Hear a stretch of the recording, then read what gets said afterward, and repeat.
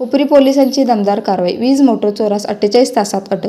हुपरी येथील माळी petrol पंपाजवळील servicing centre येथील पाण्याची मोटर व पंप रविवारी रात्री व सोमवारी सकाळी चोरून नेल्याबाबत बाळासाहेब केसरकर यांनी हुपरी पोलीस स्टेशन येथे तक्रार दाखल केली असता सीसीटीव्ही व गोपनीय माहितीदाराकडून मिळालेल्या माहितीद्वारे तपासात आरोपींना पकडण्यात यश आले व चौकशीअंती त्यांनी गुन्हा कबूल केला असता गुन्हा रजिस्टर नंबर कलम 170/2026 BNS 2023 चे कलम 303/2 व 3/5 प्रमाणे गुन्हा दाखल झाला असून एकूण 4,78,000 किमतीचा मुद्देमाल जप्त करण्यात आला असून ही कारवाई जिल्हा पोलीस प्रमुख निलोत्पल बसू, अप्पर पोलीस अधीक्षक अण्णासाहेब जाधव व उपविभागीय अधीक्षक विक्रांत गायकवाड यांच्या मार्गदर्शनाखाली पोलीस निरीक्षक सत्यवान हाके यांच्या टीमने 48 तासात चोरीचा छडा लावल्याने सर्वत्र कौतुक होत आहे.